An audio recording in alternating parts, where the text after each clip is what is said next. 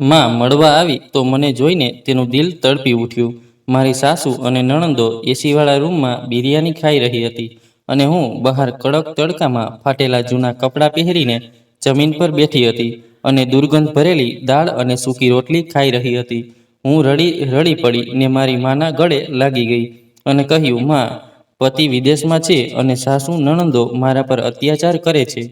તેઓ પોતે એસીવાળા રૂમમાં સૂવે છે અને મને તડકામાં સુવાવે છે. માએ મને થોડા પૈસા આપ્યા અને કહ્યું, દીકરી, ધીરજ રાખ. ભગવાન હંમેશા ધીરજ રાખનારાનો સાથી હોય છે. એક દિવસ તું પણ રાણીની જેમ જીવશે.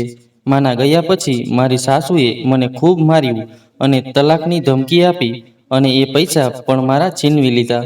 હું આખી રાત રડી અને ભગવાન પાસે ન્યાયની પ્રાર્થના કરતી રહી. સવારે આંખ ખુલી ત્યારે સામેનું દ્રશ્ય જોઈને મારા પગ નીચેથી જમીન સરકી ગઈ. કેમ કે મારી સાસુ અને નણંદો મારા લગ્ન એક સૈનિક સાથે થયા હતા ત્યારે મારી આંખોમાં ઘણા સુવર્ણ સપનાઓ હતા કે મારો પતિ પ્રેમ કરનાર, વાંચેલો અને સન્માન આપનાર માણસ હશે. મને એક સુરક્ષિત અને સન્માનજનક જીવન મળશે. લગ્નના શરૂઆતના થોડા અઠવાડિયા ખૂબ સુખદ હતા. પતિની કાળજી અને પ્રેમ મને એ વિશ્વાસ આપતો કે મેં એક જવાબદાર અને વફાદાર જીવનસાથી પસંદ કર્યો છે. પણ જેમ જ તે પોતાની ફરજ પર પાછો ગયો, મારા જીવનનો એવો અધ્યાય શરૂ થયો જેની મેં ક્યારેય કલ્પના પણ નહોતી કરી. સાસુ અને નણંદો મારી સાથે એવો વ્યવહાર કરતી જેમ કે હું તેમના ઘરની વહુ નહીં પણ કોઈ નોકર છું. સાસુ મને ત્રાસ આપતી, મારી પરવરિશ પર પ્રશ્ન ઉઠાવતી, નીચી દ્રષ્ટિએ જુએ અને મારી દરેક વસ્તુને તુચ્છ સમજે, જેમ કે મેં તેમના પુત્ર સાથે લગ્ન કરીને કોઈ ગુનો કર્યો હોય. નણંદો મારી ઇજાજત વિના મારા રૂમમાં આવીને મારા કપડાં, મેકઅપ અને દાગીના ઉપયોગ કરતી. જો હું વિરોધ કરું તો મને જ ઉલટા ઉદ્ધત અને અહંકારી કહેશે. મારા બધા અધિકારો મારી પાસેથી છીનવી લેવાયા હતા. અહીં સુધી કે મારી પોતાની રૂમમાં હું અજાણી જેવી લાગતી હતી. મારા પતિના પ્રેમ અને સન્માન માટે મેં બધું સહન કર્યું. મને લાગ્યું કે કદાચ સમય સાથે બધું ઠીક થઈ જશે અને કદાચ મારો પતિ મારો સહારો બનશે. પણ જેમ જેમ સમય પસાર થતો ગયો, મારી આશાની નાની રોશની પણ બુઝાતી ગઈ. મારા આંસુઓને કોઈ મહત્વ ન આપતું. મારી પીડાને ફક્ત ભાવનાત્મક નબળાઈ માનવામાં આવતી. હું એક એવી કેદી બની ગઈ હતી જે પોતાના જ સપનાના જાળમાં ફસાઈ ગઈ હતી, જ્યાં પ્રેમ એક દેખાડો અને શાંતિ એક અસંભવ સચ્ચાઈ બની ગઈ હતી. જેમ જ મારો પતિ ફરજ પર જતો, મારી સાસુ કોઈ શાસકની જેમ મારા પર હાવી થઈ જતી. દરેક સમયે આજ્ઞા આપવી, બકબક કરવી અને મને નીચું દેખાડવું તેનો સ્વભાવ બની ગયો હતો. વહેલા સવારથી જ તે આજ્ઞા આપતી, જલ્દી ઉઠી જા, આ તારી મમ્મીનું ઘર નથી, અહીં કામ કરવું પડશે. હું ઊંઘ ભરેલી આંખોથી ખાટલેથી ઉઠીને રસોડામાં જઈને તંદુરસ્તી સંબંધિત કામ કરતી. પણ સાસુની નજરમાં મારા કોઈ કામની કિંમત ન હતી. બસ ફરિયાદો હતી, તાણા હતા અને એ વાક્યો હતા જે મારા દિલને કાપી નાખે. રોટલી પણ બરાબર બનાવતી નથી. મારા દીકરાના નસીબમાં એવી અપશુકનની છોકરી આવી છે. ન તો ચહેરો યોગ્ય છે, ન તો અક્કલ. તે હંમેશા મને નીચું દેખાડવાની તલાશમાં રહેતી. હું આખો દિવસ ઘરના કામ કરતી, વાસણ ધોતી, ઝાડુ લગાવતી, કપડાં ધોતી, પણ જ્યારે ભોજનનો સમય આવતો અને હું ભોજન માટે બેસતી ત્યારે મારો ભાગ સૌથી ઓછો હોતો. જેમ કે મેં આ ઘરનું માટે કશું કર્યું જ નથી. જ્યારે હું શાકની હાંડીમાં ચમચી નાખતી તો તે મને તીખી નજરે જોઈને કહેતી, બસ બસ, વધારે ન કાઢી લે, હજી બીજાઓને એ પણ ખાવાનું છે. તને તો વધારે ખાવાની ટેવ તો માના ઘર સુધી હતી ને, ત્યાં જઈને પેટ ભરીને ખાઈ લેજે. મારું દિલ કાંપી જતું. હું શાંતિથી એ જૂઠણું કે બચેલું ખાવું જે બધા ખાઈ ગયા બાદ બચતું હતું. પણ મારા દિલની ભૂખ ક્યારેય ભૂંસાઈ ન હતી. એ ભૂખ સામાન્ય ન હતી, લાગણીની હતી, અપમાનની હતી. મારી મા જ્યારે પણ મારી ચિંતા કરી કંઈક મોકલતી, ક્યારેક કપડાં, ક્યારેક મીઠાઈ, ક્યારેક થોડા પૈસા, તો એ સામાન મારા હાથ સુધી પહોંચતા પહેલા જ છીનવાઈ જવાતા. નણંદો તરત જ ઝંપલાવતી, વાહ, ભાભી માટે આવ્યું છે, તો અમારો પણ હક છે. અને સાસુ હંમેશા જેવી કઠોર અવાજમાં કહેતી, આ તારું નથી, અમારા દીકરાનું ઘર છે. જે કશું અહીં આવશે એ અમારું પણ હશે. હું મારી વસ્તુઓ બીજાના હાથમાં જતા જોતી, મારી લાગણીઓને કચડાતા જોતી, પણ કંઈ કરી શકતી ન હતી. જો કંઈ કહેવાની કોશિશ કરું તો જવાબ મળે, જો તને તારી માની વસ્તુઓથી એટલો લગાવ છે તો ત્યાં જતી રહે. અમારા દીકરાના પૈસે મોજ કરવી બંધ કર. મારી આંખો ભરાઈ આવતી, પણ હું શાંત રહી જતી, કારણ કે મને ખબર હતી કે મારો અવાજ સાંભળનારું કોઈ નથી, મારા આંસુ પૂંછનારું કોઈ નથી. રાતે જ્યારે મારા રૂમમાં એકલી જતી, ત્યારે દિવાલ સાથે માથું અથડાવતી અને રડતી, મારા નસીબને દોષ આપતી અને વિચારતી, શું ખરેખર મેં લગ્ન કરીને કોઈ મોટી ભૂલ કરી દીધી? શું પત્ની હોવું ફક્ત બલિદાન આપવાનું બીજું નામ છે?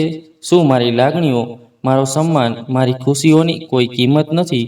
પણ આ પ્રશ્નોના મારા કોઈ પાસે જવાબ ન હતા, અને ન તો કોઈ એવો હતો જે મને એના જવાબ આપી શકે. એ દિવસ મારી જિંદગીનો એક બીજો દુઃખદ દિવસ હતો. એક બીજી કસોટી. સોસાયટીમાં બિરયાની આવી હતી. સુગંધ આખા ઘરે છવાઈ ગઈ હતી.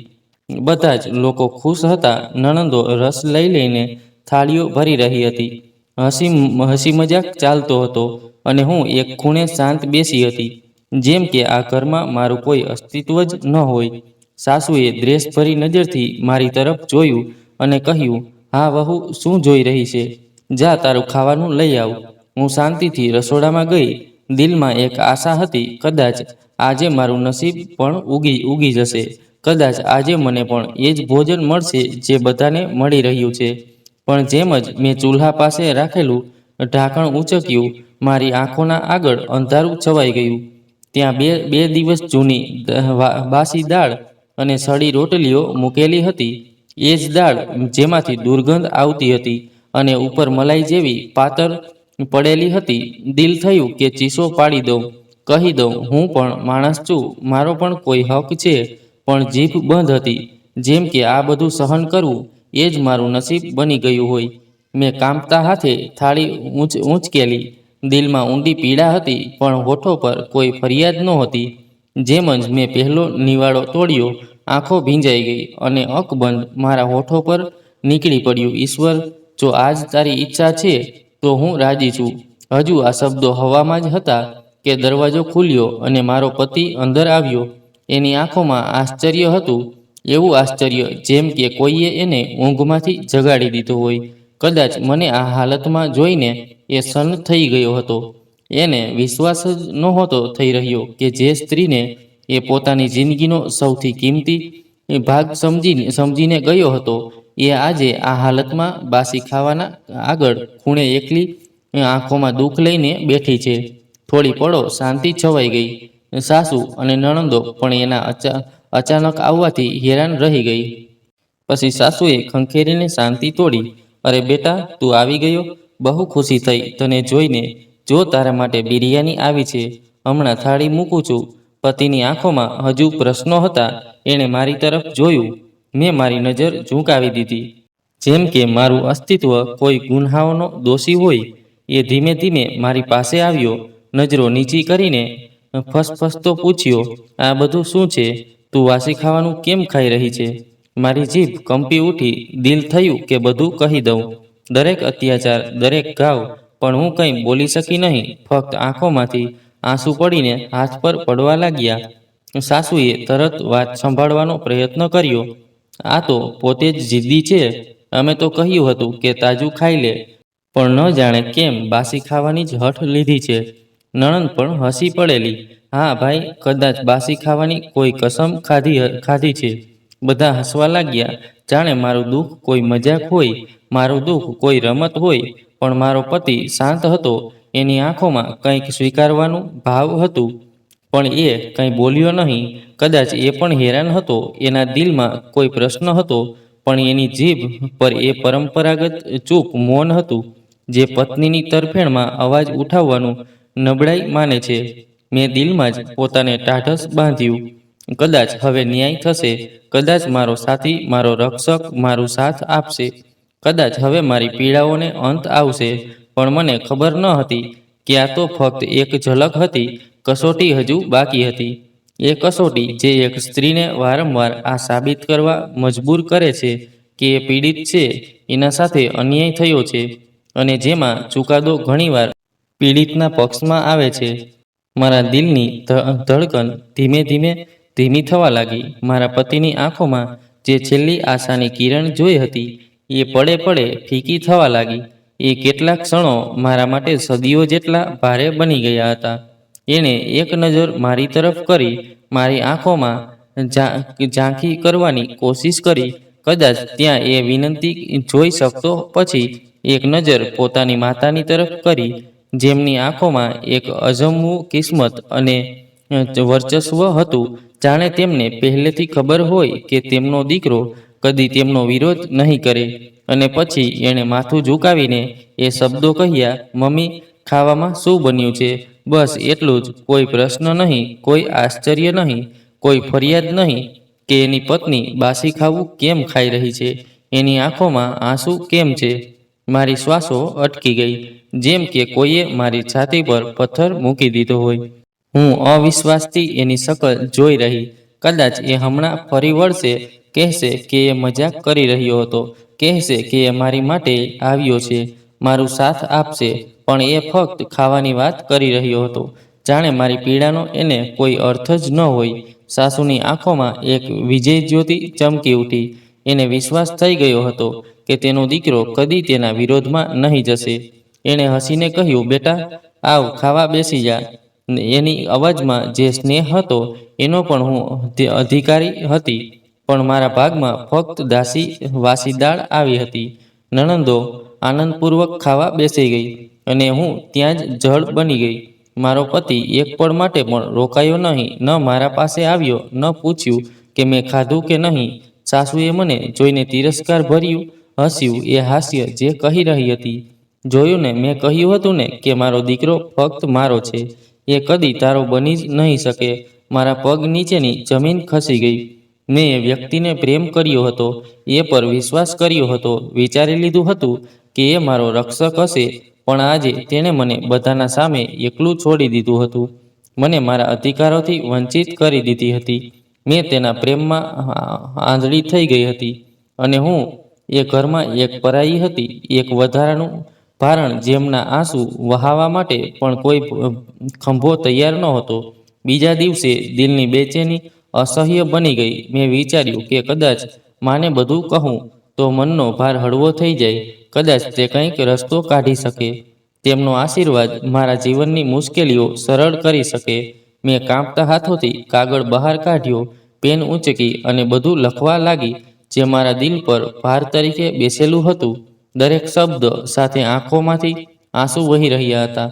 કાગળ પર ધૂંધળા ડાઘ પડી ગયા, પણ હું લખતી રહી. મેં લખ્યું કે કેવી રીતે હું આખો દિવસ કામ કરતી છું, કેવી રીતે મને બાસી ખાવું આપવામાં આવે છે, કેવી રીતે મારી વસ્તુઓ મારી પાસેથી છીનવી લેવામાં આવે છે, અને કેવી રીતે મારા પતિ મારી આંખ સામે હોવા છતાં અજાણ બન્યા રહે છે. મેં મારી માને કહ્યું કે હું અહીં ઘૂંટાઈને જીવી રહી છું. મને લાગે છે કે હું આ ઘરમાં ખતમ થઈ જઈશ, અને મારા માટે કોઈ ઊભું નહીં થાય. પત્ર પૂરો કરતા કરતા મારું આખું શરીર કાંપતું હતું, જાણે હું મારી છેલ્લી આશા કાગળમાં લખી રહી છું.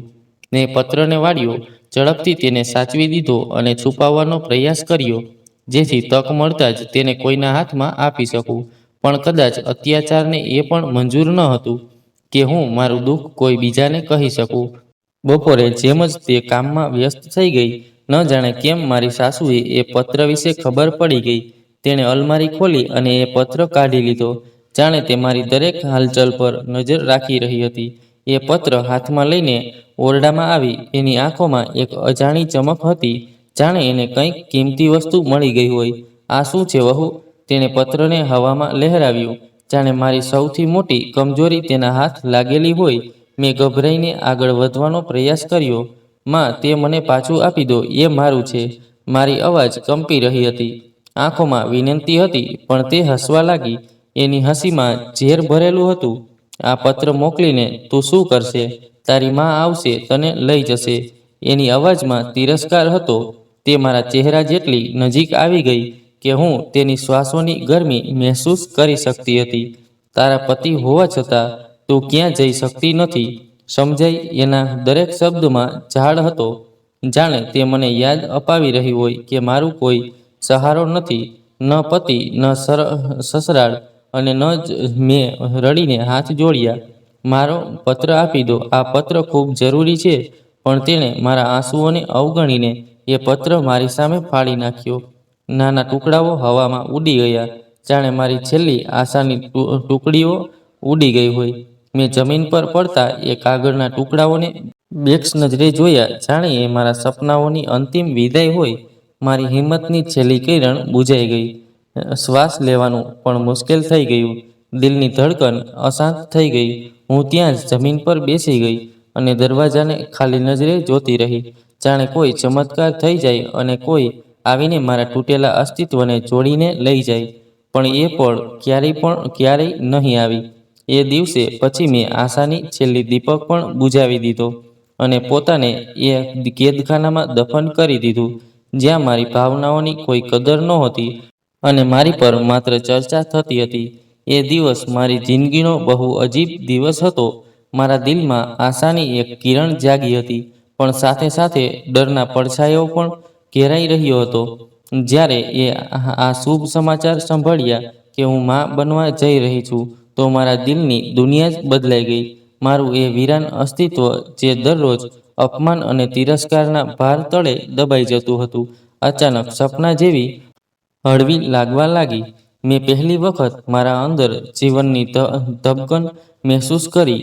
એ એક ચમત્કાર હતો જે મારી કોખમાં પલાતું હતું, જે ફક્ત મારું હતું, જે મને છોડીને બીજાનું નહીં બનતું.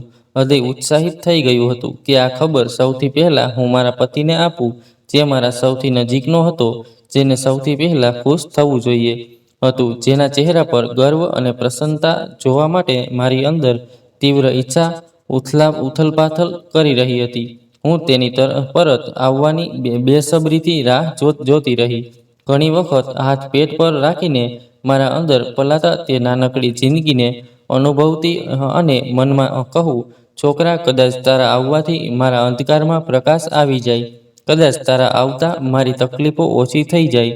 કદાચ હું ફરીથી કોઈની નજરમાં મહત્વપૂર્ણ બની જાઉં. પણ જ્યારે મારો પતિ ઘરે આવ્યો અને મેં ધ્રુજતી અવાજે તેણે જણાવ્યું, ત્યારે તેના ચહેરા પર કોઈ ખુશી દેખાઈ નહીં, કોઈ સ્મિત નહોતું. જાણે મેં કોઈ સામાન્ય વાત કહી હોય, જાણે મારી અંદર પલાતી નવી જિંદગી માટે તેનું કોઈ અર્થ ન હોય. તે થોડા ક્ષણો શાંત ઊભો રહ્યો, પછી ધીમે ધીમે બોલ્યો, અચ્છા, બસ એટલું જ? નિરાશજનક અને ભાવશૂન્ય ઉત્તર આપ્યું. મારું હૃદય ધ્રુજી ગયું. મેં વિચાર્યું, કદાચ થોડી વાર પછી તેને અહેસાસ થશે. કદાચ તે મને ભેળવીને કહેશે, આ તો બહુ મોટી ખુશી છે, હું પિતા બનવાનો છું. પણ એવું કંઈ બન્યું નહીં. તેની આંખોમાં એ જ સંવેદનહીનતા હતી. તેના માટે બધું એવું જ હતું જેવું પહેલાં હતું. મારી સાસુ, જે હંમેશા મારા પર નજર રાખતી હતી, તરત બોલી પડ્યા, ફક્ત પ્રાર્થના કર કે દીકરો જ થાય. તેની અવાજમાં ધમકી છુપાયેલી હતી. એક સંકેત હતો કે જો મારા ગર્ભમાંથી દીકરી જન્મી તો મારી જિંદગી બધું નરક બની જશે. મારી નણંદો હસવા લાગી, ચાલો, સારું થયું. હવે જોઈશું કે તારી કિસ્મત તારો સાથ આપે છે કે નહીં. હું શાંત ઊભી રહી, મારા પેટ પર હાથ રાખીને મનમાં કહું, મારા બાળક, કદાચ તું જ મારી પરેશાની બને. મારી આંખો ભીંજાઈ ગઈ. મને પ્રથમવાર સંપૂર્ણ રીતે અહેસાસ થયો કે હું આ લડાઈમાં એકલી છું. મને મારા ગર્ભમાં પલાતા જીવ માટે પણ સંઘર્ષ કરવો છે. મેં નક્કી કરી લીધું કે ભલે જે પણ થાય, આ બાળક મારી જિંદગીનો સૌથી અમૂલ્ય હિસ્સો હશે અને હું તેને કોઈ પણ અત્યાચારીની ખરાબ નજરથી બચાવીને જ રાખીશ, ભલે હું કેટલીય નબળી કેમ ના હોઉં. મારી સંતાન માટે મારે મજબૂત બનવું જ પડશે. ગર્ભાવસ્થા મહિનાઓના શરૂઆતના દિવસો મારા માટે કોઈ કઠિન પરીક્ષા કરતાં ઓછી નહોતી. શરીર નબળું બનતું જતું હતું, તબિયત વારંવાર બગડતી, માથું ફરતું અને ઉલટી આવવાની લાગણી થતી. પણ આ બધાના હોવા છતાં મારા માટે ન તો કોઈ સહાનુભૂતિ હતી, ન તો કોઈ સહારો. હું ઈચ્છતી હતી કે કોઈ મારા ખંભા પર હાથ રાખીને એટલું જ કહી દે કે તને આરામની જરૂર છે, તું એકલી નથી. પણ આ ઘરમાં આવો કોઈ અવાજ સાંભળવા આવતો ન હતો. સાસુની નજરો દરેક પળે મારા અસ્તિત્વ પર તાણાની જેમ વીંધતી, જાણે મેં આ ઘરમાં આવીને કોઈ ગુનો કરી નાખ્યો હોય. મને એક પળનો પણ આરામ મળતો ન હતો. કામ કરતાં કરતાં જ્યારે ચક્કર આવતા, ત્યારે હું દિવાલનો સહારો લઈને ઊભી રહી જતી, પણ સાસુનો કઠોર અવાજ મારી કમર પર ખોડીની જેમ પડતો. આ શું નાટક કરી રાખ્યું છે? ફોજીની પત્ની બનીને એટલી નબળી? મારા દીકરાને આવી પત્ની નહીં જોઈએ કે જે હંમેશા બીમાર પડી રહે. એ મને હંમેશા તાણા આપતી અને હું લાચાર બનીને બધું સહન કરતી. મેં ઘણીવાર વિચાર્યું કે મારા પતિને બધું કહી દઉં. કદાચ તે મારી પીડા સમજે. કદાચ તે કહે કે તું મારી જિંદગીનો સૌથી અનમોલ હિસ્સો છે. હું તને આ પીડામાં એકલી નહીં છોડી શકું. પણ આ બધું માત્ર એક સપનું હતું, જેના સાથે વાસ્તવિકતાનો કોઈ સંબંધ નહોતો. મેં અનેક રાતો જાગીને મારી મનની વાત કાગળ પર ઉતારવાનો પ્રયાસ કર્યો. અનેક વખત પત્ર લખ્યો, પણ દરેક વખત આંસુઓએ તે શબ્દો ભીંજવી નાખ્યા. અંતે એક દિવસ મેં હિંમત કરી તેને પત્ર લખી જ નાખ્યો. મેં મારા હૃદયના દરેક ઘાવને તે કાગળ પર ઉતારી દીધો. લખ્યું કે હું કેટલી એકલી છું, મારી તબિયત કેવી રીતે બગડી રહી છે, હું સાસુની નફરત વચ્ચે કેવી રીતે ખૂંટી રહી છું, અને મને તેની કેટલી જરૂર છે. મેં તે પત્ર મોકલી દીધો અને આશાની એક જ્યોત જગાવી કે કદાચ કંઈક બદલાશે. કદાચ આ વખતે મારો પતિ મારો સહારો બનશે. કદાચ તે ઉત્તર આપશે, કહેશે, ચિંતા કરીશ નહીં, હું આવી રહ્યો છું. પણ દિવસો પસાર થયા, આ આશાની રોશની ધૂંધળી થઈ હતી અને કોઈ ઉત્તર ન આવ્યો. દરેક પસાર થતો દિવસ મારી માટે નવી યાતના બની ગયો હતો. સાસુની આંખો જાણે મને નડી જવા માંગતી હતી. જ્યારે પણ હું થાકી જતી અને બેસી જતી, એ ગુસ્સાથી કહેતી, આ બીમારી બહાનું છે. જે સ્ત્રી મા બનવા જઈ રહી હોય તેને મજબૂતી બતાવવી જોઈએ, રડતી ન ફરવી જોઈએ. હું અંદરથી તૂટી રહી હતી. અનેક વખત ઈચ્છા થતી કે બૂમ પાડીને કહું, મારે આરામ જોઈએ છે, મારે સહારો જોઈએ છે. હું માણસ છું, કોઈ મશીન નહીં. પણ મારા શબ્દો મારા હોઠ સુધી પહોંચીને જ મરી જતા, કારણ કે મને ખબર હતી કે આ ઘરમાં મારો અવાજ સાંભળનારું કોઈ નથી. હું એકલી મારી બીમારી, મારી લાચારી અને સાસુની નફરત વચ્ચે સળગતી રહી, જાણે કોઈ સળગતો દીવો, જેમ અંતિમ લોમાં હવામાંના ઝોકા સામે કાંપી રહ્યો હોય, પણ ઓલવી પડતા પહેલા છેલ્લી વખત તેજથી બળવાનો પ્રયત્ન કરી રહ્યો હોય. એ દિવસ મારી જિંદગીનો સૌથી પીડાદાયક દિવસ હતો. મારી તબિયત ઘણા દિવસોથી બગડી રહી હતી. નબળાઈ એટલી વધી ગઈ હતી કે ચાલવું પણ મુશ્કેલ બન્યું હતું. દરેક ક્ષણે લાગતું કે હવે પડી જઈશ. પણ મારી સાસુ માટે મારી આ હાલત પણ માત્ર એક તમાશો હતી. મેં થોડીવાર આરામ કરવાનો પ્રયાસ કર્યો તો એ તરત જ રૂમમાં આવી અને ગુસ્સામાં બોલી, આ કેવું નાટક છે? ગર્ભવતી થઈને સ્ત્રીઓ શું કામ કરવું છોડે છે? મારા સમયમાં તો હું અંતિમ દિવસ સુધી ખેતરોમાં કામ કરતી હતી. મેં આંખ ઊંચી કરીને તેની તરફ જોયું. મારા હોઠો પર કોઈ શબ્દ ન આવ્યો. ફક્ત શાંતિ સાથે ઉઠવાનો પ્રયાસ કર્યો, પણ શરીરે સાથ ન આપ્યો અને હું ત્યાં જ જમીન પર બેસી ગઈ. મારી આંખો આગળ અંધારું છવાઈ ગયું. શરીરથી પ્રાણ નીકળી રહ્યા હોય એવું અનુભવાતું હતું. પણ મારી આ હાલત જોઈને પણ સાસુને કોઈ ફર્ક ન પડ્યો. એ જ સમયે પડોશમાં રહેતી એક સજ્જન અને દયાળુ સ્ત્રી કોઈ કામે આવી. તેણે મને આ સ્થિતિમાં જોયું તો ચિંતિત થઈ ગઈ. બેટી, તારી હાલત ખૂબ ખરાબ લાગે છે, તારે હોસ્પિટલ જવું જોઈએ, તેણે ચિંતાભર્યા સ્વરે કહ્યું. તેની આંખોમાં એવી સહાનુભૂતિ હતી જે મને મારા ઘરમાં ક્યારેય મળી નહોતી. મેં લાચાર દશામાં તેની તરફ જોયું તો મારું મન કરતું હોય કે તેના પગમાં પડીને કહું, મને બચાવી લેજો. પણ હવે બોલવા લાયક પણ રહી નહોતી. તેણે મારું હાથ પકડીને સહારો આપવાનો પ્રયાસ કર્યો. જેમ જેમ તે મને દરવાજાની તરફ લઈ જવા લાગી, સાસુએ ઝટકા સાથે દરવાજો બંધ કરી દીધો અને કઠોર સ્વરે બોલી, આ અમારા ઘરના મામલા છે, વચ્ચે દખલ કરવાની જરૂર નથી. તેનો લહેજો એવો હતો જેમ હું એની વહુ નહીં, પણ કોઈ કેદમાં રાખેલી અપરાધી છું, જેને બહારની દુનિયાથી કોઈ સંપર્ક રાખવો નહીં જોઈએ. પડોશણ અચંબામાં બંધ થતો દરવાજો જોઈ રહી ગઈ. મેં લાચાર દશામાં તેની તરફ હાથ લંબાવ્યો, પણ એ દરવાજો મારી છેલ્લી આશા સાથે બંધ થઈ ગયો હતો. મારું શરીર થાકી ચૂર થઈ ગયું હતું. હું જમીન પર ઢળી પડી. આંખોમાં અંધારું છવાઈ ગયું અને મારા હોઠો પરથી એક ધીમો સ્નાયુનાદ નીકળી ગયો, જે એ ઘરના દિવાલોમાં જ દબાઈને રહી ગયો. સાસુએ પાછું ફરીને પણ ન જોયું. નણંદો તેમના રૂમમાં હતી અને હું ફ્લોર પર પડી તડપતી હતી. મારા શ્વાસો અસ્વસ્થિત થવા લાગ્યા હતા. મેં મનમાં કહ્યું, શાયદ આજે મારી જાન ચાલી જાય, શાયદ આજે રોજ આ યાતના પૂરી થઈ જાય. એ સમયે અચાનક દરવાજો ખુલ્યો. મેં અર્ધ ચેતનામાં કોઈના પગલાંની આહટ સાંભળી અને પછી એક ઓળખાયેલી અવાજ, આ શું થઈ રહ્યું છે? મેં મુશ્કેલીથી આંખો ખોલી અને દરવાજા પર ઊભેલા મારા પતિને જોયો. તે મુસાફરી પરથી ફર્યો હતો. તેના ચહેરા પર આશ્ચર્ય હતું, પણ તે વધુ વાર ઊભો રહી શક્યો નહીં. તેણે પોતાની મા તરફ પ્રશ્નાવવાચ દ્રષ્ટિથી જોયું, જેમ પૂછવા માંગતો હોય કે આ બધું શું છે? પણ સાસુએ તરત જ કહ્યું, આ પોતે જ પડી ગઈ બીમારીના બહાને. તેની અવાજમાં એ જ કઠોરતા હતી, એ જ નિષ્ઠુરતા હતી જેને વર્ષોથી મેં સહન કરી હતી. મેં મારી છેલ્લી હિંમત એકઠી કરી કાંપતા હાથોથી શરીરને સહારો આપી પતિની તરફ જોયું. મારી આંખોમાં આશાની છેલ્લી કિરણ હતી, જેમ હું કહી રહ્યું હોઉં, જોઈ લેજો હું કેવી હાલતમાં છું, મને સંભાળી લો. પણ તે ત્યાં જ ઊભો રહ્યો, મૌન સંવેદના વિનાનું, જેમ તે મારા માટે કંઈ જ અનુભવતો નથી.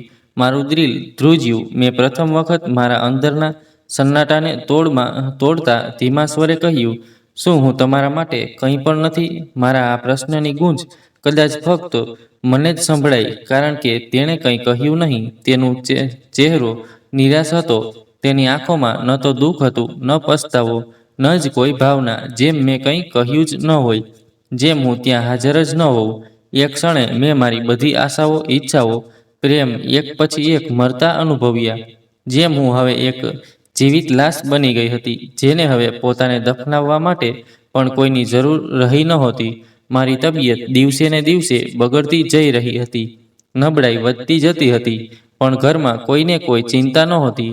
હું આખો દિવસ કામ કરતી, પણ હવે મારું શરીર વધુ બોજ સહન કરવાની સ્થિતિમાં નહોતું. હું અંદરથી જાણતી હતી કે જો મને તરત મદદ નહીં મળે તો કદાચ હું પોતાને અને મારા બાળકને બચાવી નહીં શકું. એક દિવસ જ્યારે મારી તબિયત ખૂબ જ બગડી ગઈ, શ્વાસ લેવો મુશ્કેલ થઈ ગયો અને હું તેજ તાવમાં સડી રહી હતી, ત્યારે અગાઉ મદદ કરવા આવેલ પડોશીની એ જ દયાળુ સ્ત્રી ફરીથી આવી. જેમ તેણે મને આ હાલતમાં જોયું, એ ગભરાઈ ગઈ. આ શું હાલત બનાવી છે? તને તરત હોસ્પિટલ લઈ જવી જોઈએ. મેં લાચારીથી તેની તરફ જોયું, પણ આ વખતે સાસુનો ચહેરો અખ્યાર થઈ ગયો હતો. આ આપણા ઘરના મામલો છે, વચ્ચે ન પડો. પણ આ વખતે તે સ્ત્રી પાછળ ન હટી. આ અત્યાચાર છે. આ છોકરી મરી જશે અને તમને કોઈ ચિંતા નથી. આસપાસના બીજા લોકો પણ ભેગા થઈ ગયા. બધાએ મળીને દબાણ બનાવ્યું. ત્યારે જ મને હોસ્પિટલ લઈ જવાની મંજૂરી મળી. હોસ્પિટલમાં જ્યારે મારી આંખો ખુલી, ત્યારે મેં મારા શરીરને એક સફેદ પથારી પર જોયું. ચારેય બાજુ નર્સો હતી. ડૉક્ટર મારા પાસે ઊભો હતો અને સૌથી વધુ મારા અંદર એક નવી જિંદગીનો અહેસાસ હતો. મેં મારી થાકી ગયેલી આંખોથી આજુબાજુ જોયું અને ત્યારે કોઈએ મારા હાથમાં એક નાનું જીવન મૂકી દીધું. મેં થરથરતા હાથોથી તેને પકડ્યું. તે મારું બાળક હતું, મારી કોખથી જન્મેલું, મારી જિંદગીનો સૌથી અનમોલ ભેટ. તેનું નાનકડું ચહેરું જોઈને મારી આંખોમાંથી આંસુ વહેવા લાગ્યા. આ મારી જિંદગીમાં આશાની છેલ્લી કિરણ હતી. એક એવું જીવન જેને હું ઈચ્છીને પણ અવગણી શકતી નહીં હતી, જે મારા લોહીથી, મારી શ્વાસોથી જોડાયેલું હતું. મેં વિચાર્યા વગર ધીમેથી કહ્યું, મારા બાળક, તું મારી રોશની છે. હું તને કોઈ અંધકારમાં ડૂબવા નહીં દઉં. પણ આ ખુશી લાંબા સમય સુધી ટકી ન શકી. જ્યારે હું હોસ્પિટલથી ઘરે પરત ફરી, ત્યારે ફરીવાર હકીકતે મારા સપનાને નચડી નાખ્યું. ઘરમાં પ્રવેશ કરતા જ મારી સાસુની ગર્જના રૂપ અવાજ કાને પડી, બસ હવે તું વધુ બોજ બની ગઈ છે. મેં ચોંકીને તેની તરફ જોયું. શું તે જોઈ શકતી નહોતી કે મેં હમણાં જ એક નવી જિંદગીને જન્મ આપ્યો છે?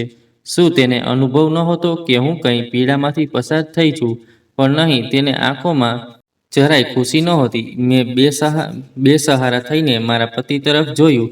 કદાચ તે કંઈક કહેશે, કદાચ કહેશે કે માં આવું ના કહો, આ મારી પત્ની છે, મારા બાળકની માતા છે, તેને સન્માન આપો. પણ તેનો ચહેરો નિર્વિકાર હતો. તે ચૂપચાપ ઊભો હતો, જેમ તે હંમેશા ઊભો રહેતો હતો. તેના દિલમાં હવે મારા માટે કોઈ સ્થાન ન હતું. મારી આંખોમાંથી આંસુ વહેવા લાગ્યા. મેં મારા બાળકને હૃદય સાથે લગાવી દીધું અને મારા મનની છેલ્લી આશાને પણ દફનાવી દીધી. હવે મને સંપૂર્ણ વિશ્વાસ થઈ ગયો હતો કે આ ઘરમાં હું હંમેશા પારકી જ રહીશ. ભલે હું કેટલું પણ સહન કરી લઉં, કેટલા પણ બલિદાન આપી દઉં, કેટલાય આંસુ વહાવી દઉં, આ લોકો મને ક્યારેય પોતાનું નહીં માનશે. મેં ઊંડો શ્વાસ લીધો અને મારા જાતને કહ્યું, હવે મને પોતાને સંભાળવું પડશે. મને મારા બાળક માટે જીવવું પડશે, કારણ કે અહીં મારું કોઈ નથી, કોઈ પણ નથી. હવે મારી બધી આશાઓ માત્ર મારા દીકરા સાથે જોડાઈ ગઈ હતી. જ્યારે પણ હું તેને મારી બાહોમાં લેતી, તેના નરમ હાથોને મારી આંગળીઓમાં પકડીને તેની નિર્દોષ સ્મિત જોતી, જ્યારે એવું લાગતું કે મારી બધી પીડાઓ દૂર થઈ ગઈ છે, જેમ કે મારી જિંદગીનો એક નવો હેતુ મળી ગયો હોય. મેં મારા જાતને વચન આપ્યું હતું, હું તેના માટે બધું સહન કરીશ, હું તેના માટે જીવીશ. પણ મને શું ખબર કે મારી પરીક્ષા હજી બાકી છે. મારી સાસુએ મારી માતૃત્વને પણ નહીં છોડ્યું. જ્યારે પણ હું મારા દીકરાને દૂધ પીવડાવવાનો પ્રયાસ કરતી, તે બાજુમાં આવીને વ્યંગ ફોર્મમાં હસતી. આટલી નબળી છે, દૂધ પણ હશે તારામાં? આ બાળકને ભૂખે મારવાનો છે શું? પછી તે ઘરમાં રહેલું દૂધ પણ છુપાવી દેતી, જેથી મારું બાળક ભૂખું રહે. હું રડતી, માફી માંગતી, માં, ભગવાન માટે મારું બાળક ભૂખ્યું છે, તેને દૂધ જોઈએ. પણ તે નિર્દય હસતી, મરી પણ જશે તો મને શું ફરક પડે છે? આ પણ તારા જેવો બોજ છે. મારા દિલ પર દરરોજ ઘા પડતા હતા. હું મારા આંસુ પી જઈને મારા બાળકને આંચળમાં લપેટીને ચૂપ કરાવવાનો પ્રયત્ન કરતી, પણ તેની ભૂખની ચીસો મને અંદરથી તોડી નાખતી હતી. હું દરેક તિરસ્કાર, દરેક અત્યાચાર સહન કરતી રહી, પણ જ્યારે જુલમ મારા બાળક સુધી પહોંચ્યો, ત્યારે હું સહન ન કરી શકી. એક દિવસ હું મારા દીકરાને ઝૂલામાં સુવડાવવાનો પ્રયાસ કરી રહી હતી કે મારી નણંદ ગુસ્સામાં આવીને બોલી, દર વખત આ રડતો રહે છે, શાંતિ જ નથી લેવા દેતો. મેં તેની તરફ જોયું. આ બાળક છે, ભૂખ્યું છે, કેમ શાંત રહેશે? પણ તે નહીં માની. તે આગળ વધી અને એક ઝટકામાં મારા દીકરાને ધક્કો આપી દીધો. મારી આંખો સામે જેમ સમય ઊભો રહી ગયો હોય, જેમ મારી દુનિયાના બધા રંગ ઉડી ગયા હોય. મારું બાળક ઝૂલામાંથી નીચે પડવાનું હતું, ત્યારે હું વીજળી જેવી ઝડપથી લપકી અને તેને જમીન પર પડતા પહેલા જ મારી બાહોમાં પકડી લીધું. તે પડે મેં પહેલીવાર મારી અવાજ ઊંચકાવી. મેં પહેલીવાર તે ડર અનુભવી શક્યો જે એક માતાના હૃદયને ચીરી નાખે છે. મેં પહેલીવાર મારા અંદર એવી આગ અનુભવી જેને કોઈ પણ બુઝાવી શકતું નહોતું. હું તે ચીસો પાડી, બસ હવે નહીં. મારી અવાજ ઘરના દિવાલોથી ટક્કર ખાઈને ગુંજાઈ ગઈ. બધા લોકો આશ્ચર્યથી મારી તરફ જોવા લાગ્યા, જેમ કે હું એ જ શાંત અને ડરી ગયેલી સ્ત્રી ન રહી હતી, જેને વર્ષો સુધી આ લોકો નાચતી આવી હતી. સાસુએ ગુસ્સામાં આંખો કાઢીને કહ્યું, આ શું વાત છે? શું અમારે પર ચીસો પાડે છે? મેં બાળકને હૃદયથી લગાવી દીધો. મારી આંખોમાં હવે આંસુઓની જગ્યા પર આગ હતી. હું ચીસો પાડું છું કારણ કે આજે તમે લોકોએ બધું સીમા વટાવી દીધી છે. મેં મારા ઉપરના અત્યાચાર સહન કરી લીધા, પણ જ્યારે તમારી ધૃણા મારા બાળક સુધી પહોંચી ગઈ, ત્યારે મારું ધૈર્ય તૂટી ગયું. હું મારી જાન આપી શકું છું, પણ મારા દીકરા પર હાથ ઉઠાવવા નહીં દઉં. મારી નણંદે વાંછિત હાસ્ય સાથે કહ્યું, તો હવે તું શું કરશે? શું આ તારું ઘર છે? ક્યાં જશે? મેં પહેલીવાર મારી ઘૂંકાટી શ્વાસોને મુક્તિ આપી અને દ્રઢ અવાજમાં કહ્યું, જ્યાં પણ જઈશ, પણ મારા બાળકને આ નર્કમાં છોડીને નહીં જઈશ. સાસુ આગળ વધી, પણ હવે હું એ નબળી છોકરી નહોતી જે ટકરાવ પર શાંત રહી જતી, જે સતત પડી જતી અને રાહ જોતી કે કોઈ આવે અને તેને બચાવે. મેં મારી અંદરની તૂટી ગયેલી સ્ત્રીને પાછળ છોડી દીધી હતી અને આજે હું મારા દીકરાની અંતિમ આશા માટે ઊભી હતી. સાસુએ મારી ચીખને તેના અહંકાર પર હુમલો માની લીધો અને તરત જ મારા પતિ પાસે ગઈ, જેમ કે કોઈ મોટો અકસ્માત થયો હોય તેવી જાણ કરવા જઈ રહી હોય. તેનો ચહેરો ગુસ્સાથી લાલ થઈ ગયો હતો. બેટા, આ સ્ત્રી હવે આપણા કાબુમાં નથી રહી.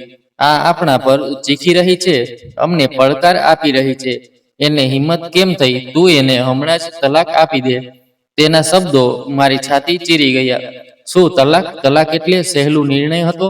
શું એક ચીક મારા આખા જીવનના સંબંધોને તોડવા માટે કાફી હતી? મારો પતિ જે હંમેશા તેની મા સામે માથું ઝુકાવી આજ્ઞા કરી પુત્ર બનીને ઊભો રહેતો હતો, તે પહેલીવાર મારી તરફ જોવા માટે મજબૂર થયો.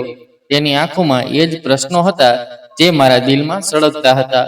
શું આ એ જ છોકરી હતી જેણે વર્ષોથી અત્યાચાર સહન કર્યો હતો, જે એક શબ્દ પણ ન બોલતી હતી, જે દરેક ઘાવને પોતાની મૌનતામાં દબાવી દેતી હતી?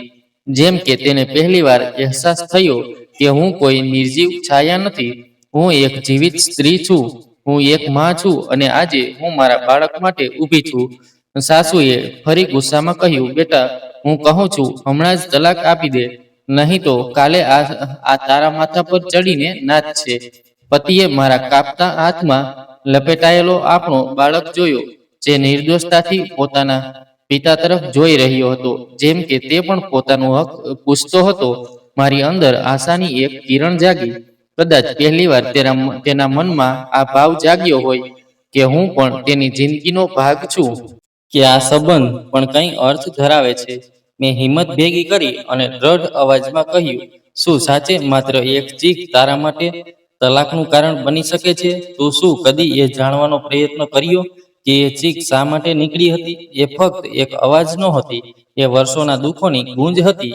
એ બધા જખમોની ચીખ હતી જે તારી આંખોની સામે લાગતા રહ્યા, પણ તું કદી જોવા પ્રયત્ન કર્યો નહીં. મેં આંસુ પોષ્યા અને મારી ઘાયલ આંગળીઓથી મારા બાળકના વાળમાં હાથ ફેરવ્યો. જો તલાક આપવો હોય તો આપી દે, પણ ઓછામાં ઓછું એકવાર તારા અંતરકરણને પૂછ, શું તું ન્યાય કરી રહ્યો છે કે ફક્ત તારી માની વાત માનીને ચાલે છે? મારા પતિએ આંખો નીચી કરી. તેઓ કંઈક કહેવા માંગતા હતા, પણ શબ્દો તેમના હોઠ સુધી આવીને અટકી ગયા. તેઓ મુશ્કેલીમાં હતા. કદાચ પહેલીવાર તેમના મનમાં કોઈ આંતરિક સંઘર્ષ થયો હતો. પહેલીવાર તેમને તેમના નિર્ણય પર શંકા થઈ હતી. સાસુએ તીક્ષ્ણ દ્રષ્ટિથી તેમની તરફ જોયું અને કર્કશ અવાજમાં બોલી, જોઈ લઈ, આ તને ફસાવે છે. તું ક્યારેથી એની વાતોમાં આવવા લાગ્યો. પણ હવે મારો પતિ શાંત નહોતો. તેણે ધીમે કહ્યું, મમ્મી, હું વિચારવાનો પ્રયત્ન કરી રહ્યો છું. શું સાચે મેં એની સાથે ન્યાય કર્યો છે? મારું મન એક પળ માટે અટકી ગયું. શું આ એ જ વ્યક્તિ હતો જે હંમેશા તેની માના આદેશ પર માથું ઝુકાવતો હતો? શું એ જ હતો જે મારી તરફ જોવાનો પણ પ્રયત્ન ન કરતો હતો? કદાચ મારી પડકાર ફક્ત દિવાલોમાં નહીં, પણ તેના હૃદયમાં પણ એક ઝંઝાવાત સર્જી ગઈ હતી. તેના મુખથી આ શબ્દો નીકળતા જ જેમ રૂમની હવામાં તોફાન આવી ગયો. સાસુની આંખો આશ્ચર્ય અને ગુસ્સાથી ફાટી નીકળી, જેમ કે તેમને વિશ્વાસ ન આવે કે તેમનો પુત્ર, જે હંમેશા તેમના આદેશ પર ઊભો રહેતો હતો, આજે તેમના સામે પ્રશ્ન કરી રહ્યો છે. મમ્મી, એટલું બધું અન્યાય કેમ? સાસુ તરત આગળ વધ્યા. તેમની આંખો ગુસ્સાથી ચમકી રહી હતી. તે શું કહ્યું? મેં તને પાળી પોષીને મોટો કર્યો, મારી રક્તથી તને પોષ્યો, મારી ઊંઘો ત્યાગી, અને હવે તું મારા સામે એની તરફદારી કરશે? એક પરાણી સ્ત્રી માટે તેમણે ઉંગળી ઉચકીને મારી તરફ ઇશારો કર્યો, જેમ કે હું કોઈ બહારની વ્યક્તિ હતી જેનો આ ઘરમાં કોઈ અધિકાર નહોતો. મેં મારા દીકરાને મારી છાતીએ વધુ ચોંટાડી દીધો. હું તેને મારા અસ્તિત્વમાં છુપી લેવા માંગતી હતી, જેમ કે મને ભય હતો કે તેણે પણ મારી પાસેથી છીનવી ન લે. પણ આજે મારો પતિ બદલાઈ ગયો હતો. એ જ વ્યક્તિ જે વર્ષોથી દરેક અત્યાચારને જોઈને શાંત રહેતો હતો, જેણે કદી મારા પક્ષે એક પણ શબ્દ ન કહ્યું, માં એક શબ્દ પણ નહીં કહ્યું. આજે તેની આંખોમાં કંઈક બીજું જ હતું. તે કદાચ પ્રથમ વખત એ સચ્ચાઈઓને જોઈ રહ્યો હતો જેને હું દરરોજ જીવી હતી. તે પ્રથમ વખત એ પીડાને અનુભવી રહ્યો હતો જે મારી અંદર લોહી બનીને વહેતી હતી. તે એક પળ માટે સ્થિર ઊભો રહ્યો, જેમ કે તે પોતાની માની વાતોને તોલી રહ્યો હોય. પછી તેણે ધીમેથી કહ્યું, માં, તમે મને પાળ્યો, પરંતુ શું તેનો અર્થ એ થાય કે હું હંમેશા તમારી દરેક વાતને આંખ મૂકી માની લઉં? શું તેનો અર્થ એ થાય કે હું મારી પત્ની પર થતા દરેક અન્યાયને મૌન રહીને જોતો રહું? સાસુ ચીસ પાડી, અન્યાય? કર્યો અન્યાય? જો કોઈ સ્ત્રી પોતાના પતિના ઘરમાં રહેવું ઈચ્છે છે તો તેને સાસરિયાઓની વાતો સાંભળવી જ પડે, કામ કરવું જ પડે. જો મેં એને કંઈક કહી દીધું તો એ અન્યાય થઈ ગયો. પતિએ ઊંડો શ્વાસ લીધો, મારી તરફ જોયું અને ધીમેથી કહ્યું, જો આ અન્યાય નથી તો બીજું શું છે? મારી સામે મારા પુત્રને ધક્કો આપવામાં આવ્યો, મારી પત્નીને ભૂખે રાખવામાં આવી, એની ચીજ વસ્તુઓ છીનવી લેવામાં આવી અને મેં ક્યારેય કંઈ કહ્યું નથી. જ્યારે મેં બધું મારી આંખોથી જોયું છે તો હું કેવી રીતે ઇનકાર કરી શકું કે એની પર અન્યાય નથી થયો? સાસુ ગુસ્સામાં આવીને ખુરશી પર હાથ માર્યો. તું તો આખો બદલાઈ ગયો છે. આ બધું આ સ્ત્રીના પ્રભાવ છે. હું જાણતી હતી કે એક દિવસ આ તને મારી વિરુદ્ધ કરી દેશે.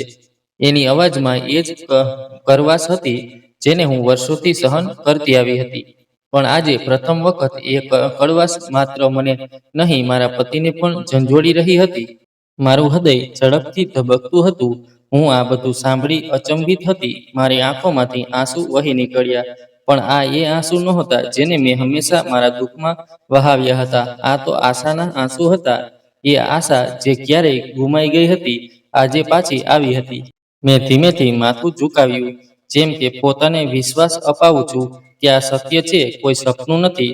મારો પતિ આજે પ્રથમ વખત સચ્ચાઈને જોઈ ચૂક્યો હતો અને હું જાણતી હતી કે એકવાર આંખ ખુલી જાય તો ફરીથી અંધો બનવું અશક્ય છે. પતિએ પ્રથમ વખત મને તેની બાહોમાં લીધી, જેમ કે તે વર્ષોથી વિખૂટો પડેલો હોય. તે મારા દરેક ગાને પોતાની બાહોની આલિંદ્રારા ભેગું કરી લેવું જોઈતો હતો. એની અવાજ ધ્રુજી રહી હતી, આંખો શરમથી ઝૂકી ગઈ હતી. મને ક્ષમા કરી દો, હું અંધો હતો. મેં બધું જોઈને પણ કશું ન જોયું. મેં બધું સાંભળી પણ કશું ન સાંભળ્યું. મેં તને એકલી છોડી દીધી જ્યારે તને મારી સૌથી વધુ જરૂર હતી. મારી આંખોમાં આંસુ હતા પણ મેં પોતાને પાછળ હટાવી લીધું. મેં મારી બાહો તેની ગોદમાંથી કાઢી લીધી. મેં વર્ષોથી આ પળની રાહ જોઈ હતી. મેં હજારો રાતો એ વિચારીને વિતાવી હતી કે કદાચ એક દિવસ મેં મારા દુઃખને સમજશે, કદાચ એક દિવસ તે મારા માટે ઊભો રહેશે. પણ આજે જ્યારે તે બધું સમજી ગયો હતો, મને લાગ્યું કે કદાચ હવે બહુ મોડું થઈ ગયું છે. મેં ઊંડો શ્વાસ લીધો, મારી થાકેલી આંખોથી એની તરફ જોયું અને દ્રઢ અવાજે કહ્યું, હવે ક્ષમાની ઘડી નથી, નિર્ણય લો. એ ચોંકી ગયો, જેમ કે તેને વિશ્વાસ જ ન થયો હોય કે હું જે હંમેશા ચૂપ રહી, જે હંમેશા તેના એક શબ્દની રાહ જોઈ રહી, આજે તેનાથી નિર્ણય માંગુ છું. તે બેચેનીથી મારી તરફ જોયું, પછી પોતાની મા તરફ જે ગુસ્સા અને અચંબાની વચ્ચે ઊભી હતી. આ બધું તેમના માટે અવિશ્વસનીય હતું. નિર્ણય, તેણે ધીમેથી પુનરાવર્તિત કરી. મેં માથું હલાવીને ઉત્તર આપ્યો, હા, નિર્ણય. તો તું સત્યનો સાથ આપશે કે પછી પાછા એ જ અંધકારમાં જશે જ્યાં તું વર્ષોથી ઊભો છે? હું હવે રાહ જોઈ શકતી નથી. હું હવે પીડામાં રહી શકતી નથી. જો તું મારી અને પોતાના પુત્રની સાથે છે તો સ્પષ્ટ રીતે કહો, અને જો તને હજુ પણ સંદેહ છે તો અહીં જ ઊભો રહી જા, કારણ કે હવે હું પાછળ નહીં જોઉં. ઓરડામાં શાંતિ છવાઈ ગઈ. સાસુએ ગુસ્સાથી દાંત કચકચાવ્યા. જુએ, હવે આ તને આદેશ આપવા લાગી છે. હું કહેતી હતી ને, આ સ્ત્રી એક દિવસ તારા માથા પર ચડી જશે. પણ આજે પ્રથમ વખત મારો પતિ કંપાયો નહીં. તેણે આંખો નહીં ચોરાવી. તેણે ઊંડો શ્વાસ લીધો અને દ્રઢ અવાજે કહ્યું, ના માં, આજે મેં નિર્ણય કરી લીધો છે. હું હવે અંધો રહી શકતો નથી. મેં મારી પત્નીની વર્ષોથી અવગણના કરી. મેં એના આંસુ જોયા, એનું દુઃખ અનુભવ્યું, છતાં પણ ચૂપ રહ્યો. પણ હવે હું વધુ ચૂપ નહીં રહી શકું. સાસુની આંખો ફાટીને પહોળી થઈ ગઈ. તો તું આ બધું મારી વિરુદ્ધ કહી રહ્યો છે, તારી માની વિરુદ્ધ?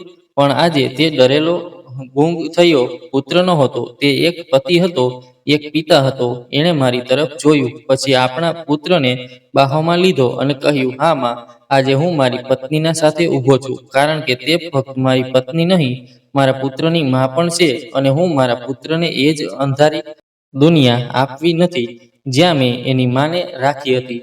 મારા દિલની ધડકન એક પળ માટે થમી ગઈ અને પછી નવી આશા સાથે ધબકવા લાગી. કદાચ આ એ જ પળ હતી જેને હું હંમેશા સપનામાં જોઈ હતી.